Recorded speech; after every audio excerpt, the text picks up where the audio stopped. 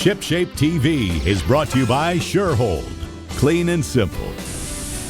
Make sure to subscribe to be notified of the latest ShipShape TV content. Welcome to ShipShape, the boat improvement show. I'm your host, John Greviskis, and this is my partner and master boatman himself, Bert Delle. Howdy.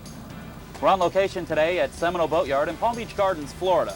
Today we're going to be taking a look at how to change our water pump and our lower unit fluid in a 150 Mercury. Thanks to Scott Moore of Port St. Lucie, Florida. Scott wrote us asking us to cover this particular project. But before we can get started on today's project, we need to take this short break. This episode of ShipShape TV is brought to you by SureHold Industries, helping you keep your boat clean and simple. Today we're going to show you how we service the lower unit on this Mercury 150 outboard engine. This service will include the changing out of the water pump and replacing of the gear lube in the lower unit. While Bert sets up for today's project, I'm going to head on over to Inland Marine and speak with Jeff, another one of our parts experts, to find out what's available. Hi, Jeff. Hi, John. How you doing? Good. How are you? Not too bad. How's Bert doing these days? Oh, pretty good. What's on your project list for today? Well, we're doing a servicing of a lower unit on a Mercury 150 outboard, and we're going to be replacing the water pump, and we're also going to be putting in the gear lube in the lower unit, and I was wondering if you had any ideas. Yep, we sure do. We got a couple great ideas for you. Fantastic. Okay. Fantastic. What do you have? Well, we happen to be fortunate that nowadays we have a couple of aftermarket replacement companies, Sierra being one, that has water pump kits available. Okay. And we can go simply with an impeller, or they have complete service kits giving you all the gaskets and impeller and parts needed to complete your job. Can we take a look at one of the kits? Yeah, sure can. Okay. In fact, I have one right here. Super. For the Mercury by Sierra. And this one comes with your, of course, your impeller. Right. And it gives you all the gaskets and new wear plate to complete Quite a bit your of service. gaskets. How many gaskets go on this? Well, this does a complete job. Sometimes it covers more than just one model. Carries the Merc outboards, and it does the Merc stern drives. So basically, we need to find a gasket that's going to fit our wear plate. Exactly. Okay. It's sort of like making a sandwich a little bit. Sure. You can just take it apart and then restack it. So this doesn't, well, I guess it does. This does fit that. Okay, great. So we would use this one, but you have different patterns available for the different wear plates. Yeah, different model outboards and stern drives that are available. Great. And what's also nice is that Sierra's making these kits available also for Johnson Evinrude's, Yamaha's, and several other companies that are out there. Fantastic. What is the difference in price between the Sierra and, say, actually going to Mercury and actually going with factory? You can generally save yourself 25 to 50% the way we have it priced here at our store. So there's quite a price consideration when we're talking about the Sierra. Exactly, yeah. They're real consumer-oriented for the do-it-yourselfer. They put out good quality products, meets and exceeds manufacturers' specifications. Okay. They give you a real nice warranty, so you can use them with full confidence. Fantastic. Well, that's what we're looking for. What could we look at in gear loops for servicing the lower we unit? carry a Lubermatic. Okay. In your case, with the high horsepower, we recommend the high viscosity. Okay. It's a multi-grade gear lube made for the higher horsepower, higher RPM engines. Okay. And it is a marine grade type of grease that will help for the environment that it's in. Great, great. And now, I see here it says to insert this in the lower plug. exactly. Now that doesn't make any sense. Why would that be? Well, the reason you fill from the lower plug is so that you don't create any type of air locks or air bubbles. Okay. You fill from the bottom till it comes out of the upper vent hole. You block that off. That locks the fluid inside so it doesn't drain out real fast when you pull the fluid away. They also have nice for the quart bottles. They do have a pump kit which you can attach to the quart, making life a lot easier and not draining the fluid out and getting it all over the driveway and all over your hands. Well, when I was speaking with Bert, we were talking about the pump kit, but he felt at this time that we wouldn't need it for this particular project. I don't know why. I'm not the mechanic, but this sure does sound like it would make a lot of sense. Definitely makes the job go a lot easier and smoother for a small extra cost. Sure. Plus, this way, you buy it one time, you put it in the garage, so the next year you go to service the lower unit. I've gotcha. you're all set. I've gotcha. Should service the gear lube about every 100 hours, 75 hours, or In time frame, what are we talking about there? Most depending on people how you with use most your boat, uses. I recommend people to change the gear lube between 75 and 100 hours, minimum once a year, Gotcha. if not every 6 months, Fantastic. as far as the time element Fantastic. goes. Are there any other considerations that we can take a look at, Jeff? Or is this pretty much going to get us taken care Well, of today? pretty much these are the most dominant companies out there in Okay. my type of business. If not, you would go back to your dealer and get original equipment. Fantastic. And since we're geared for the do-it-yourselfer, like I said, we sell these, with full confidence. Fantastic. Well, Jeff, I appreciate you being on Ship Shape. Okay. Until Hey, next time. Next time. Thank you. Stay on course. ShipShape will be right back. Hey, Bert. You all set up? Sure am. How'd Jeff treat you? Man, the guy knows his stuff. Okay, let's get set up here. What are we going to do first? All right, what I'm going to do is I'm going to put a mark on the lower unit here, one on the torque tab. This ensures when I reinstall my torque tab, I'll have them in the right position when my two marks line up. Cool. The first thing I'm going to do is I'm going to pull the torque tab off. You need to pull this plastic cap off to expose the bolt. You'll need a fairly long extension, 3/8 drive extension with a 1/2 inch socket. Sometimes these torque tabs are quite corroded on. You might even need to replace it when you take it off.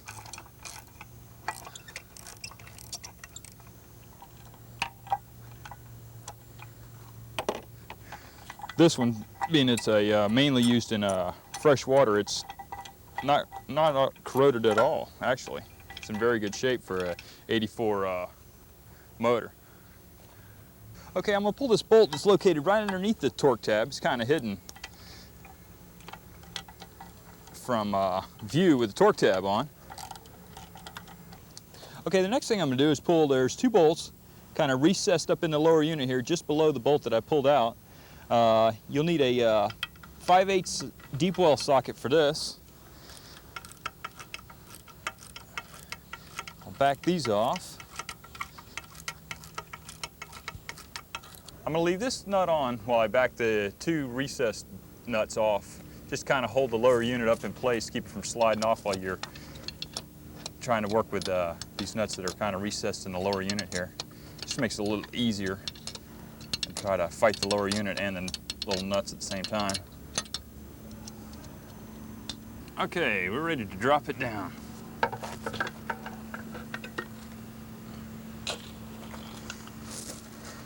All right, I got a block to lean the lower unit on. Now what I'm going to do is back these bolts out of the water pump housing itself.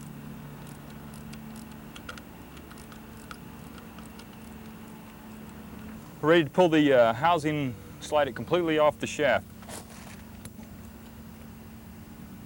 See if we can't get it to slide up for us.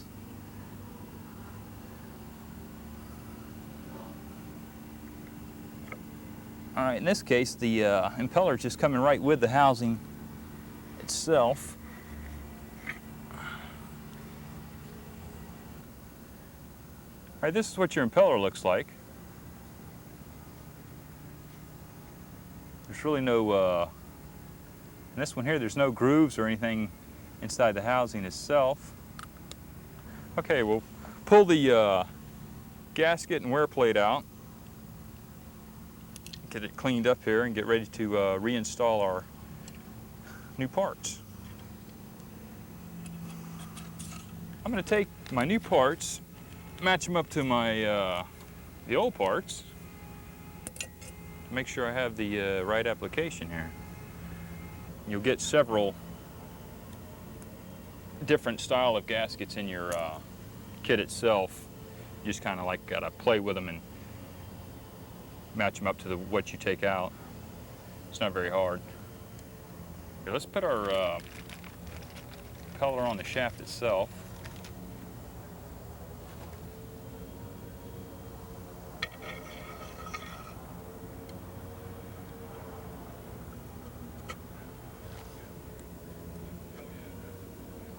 Line it up on your keyway. Slide her on in. Just to give it some lubrication, what I'm going to do is take a little petroleum jelly here for initial start.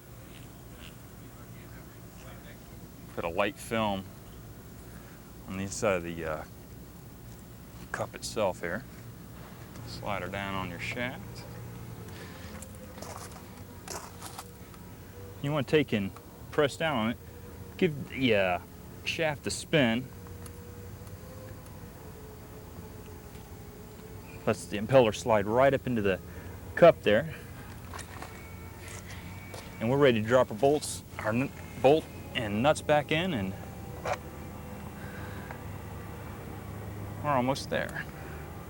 I'm putting this O-ring on. When I took this lower unit apart, it didn't have it on the shaft itself. For what reason, I don't know, but it's important to have one because the water can seep between the shaft and the housing itself. Okay, I'm going to put a little grease on the shaft here and on the shift shaft just to keep things lubricated. We're going to put our new tube in here. Okay, we have to turn the flywheel here just to get the spline to line back up. All right, John, shove it up in there. Okay.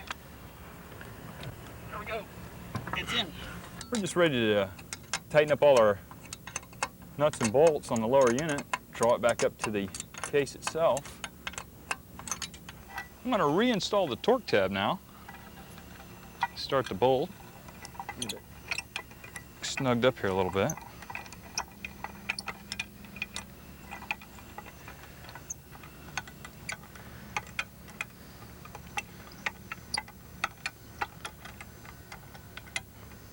Line my marks up that I previously marked there with a pencil.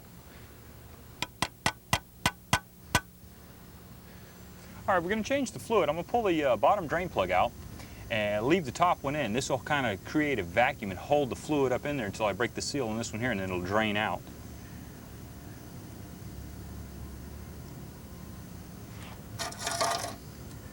You'll get some seeping out, but not very much until you break this seal here.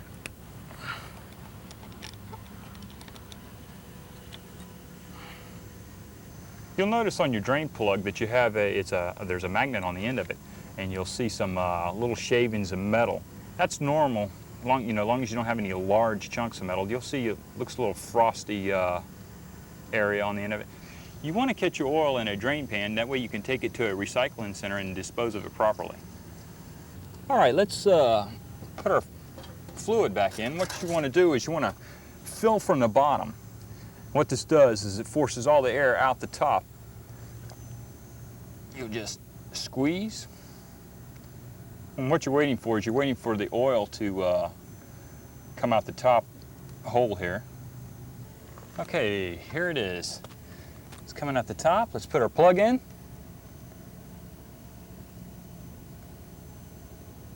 Get it started here. There we go.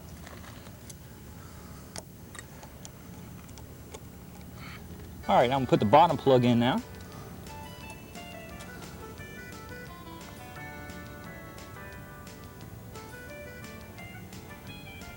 This is a once-a-year service, and now our boat is ready for another boating season. Don't float away. ShipShape will be right back. Wait, don't skip ahead. We've got a free gift for you. Hi, I'm Barry Burhoff, president of Surehold Industries, and we've been the leader in boat care for over half a century. And today, we want to share our free gift with you, Surehold's Essential Boat Care Guide and Checklist. By clicking this link above, you'll discover comprehensive tips from engine maintenance to effortless washing, ensuring your boat stays ship-shape. So don't miss out. Download your free Surehold Maintenance Guide now so we can help you keep your boat clean and simple.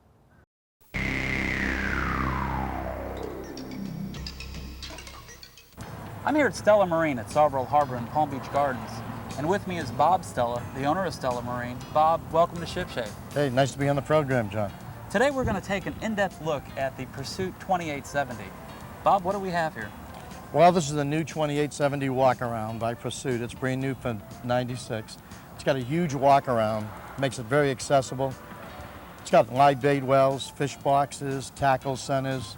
Rigging station is tremendous for fishing. This is quite a station. Yeah, she carries 235 gallons of fuel. She gets a great cruising speed, around 35 miles an hour. You probably got an average of 12 to 14 hours, depending how you run it. And she'll burn around 16 to 18 gallons an hour at cruising. She also has a fuel management system, which is a great feature. That way you're, you're able to control your speed and also your fuel, which will give you the utmost performance and economy. It's got a tilt-away helm, which makes it real easy to work on your gauges or to put electronics on the boat. Nice feature. And flush mounting electronics is really simple on this boat. What kind of engines are you talking about on this? These are the new Saltwater Series 2 1/4 Yamahas. Saltwater good Series things 2. about this. There's a brand new paint job this year, stainless steel shafts. It has a quiet flush, so you don't have to start the engines to flush them out. Hydraulic steering. All the bait wells and all the fish boxes drain overboard. Wow. Now what that means is now you're inside the boat and you get a bloody fish like a dolphin. Sure. And the fish is squirting blood out everywhere. You know, in the fish box, it's going right outside.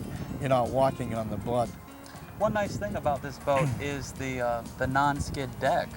That's a trademark with Pursuit, the herringbone non-skid. Right. It's great. It's great, especially, you know how it is if you get fish guts on the ground and Talking about blood dolphin, and I slime, know and that. before you know it, you're on the floor.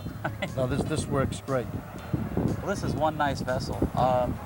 The top, is this standard with this particular model, or is this an upgrade? It's an option, but most of your customers will go with the hard top. The big feature on the boat, of course, is the integrated transom. Sure. Transom door, very accessible to get in and out of the boat. The integrated transom gives you the capability of performing a lot better than a bracket in the back of the boat. Backing down on a fish.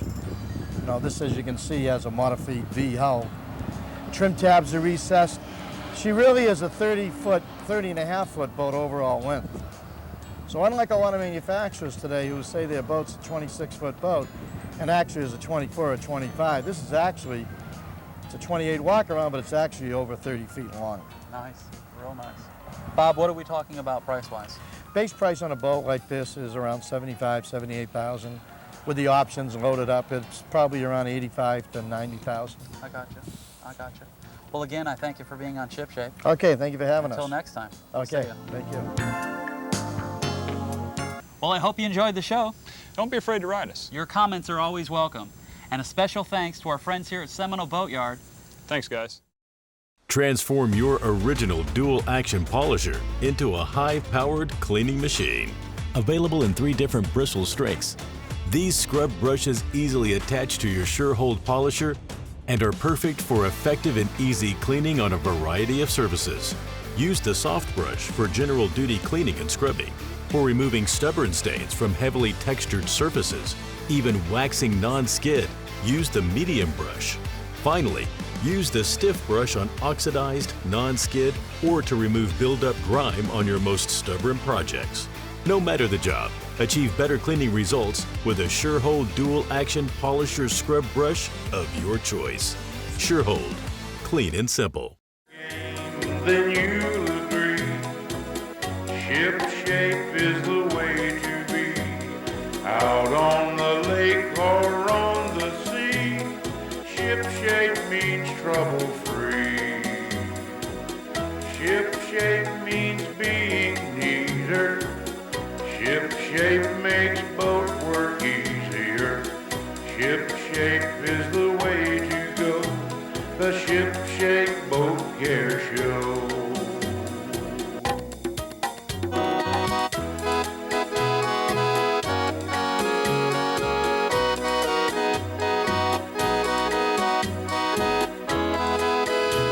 This episode of Ship Shape TV has been brought to you by Sure-Hold. Don't forget to subscribe to be notified of newly uploaded Ship Shape TV episodes.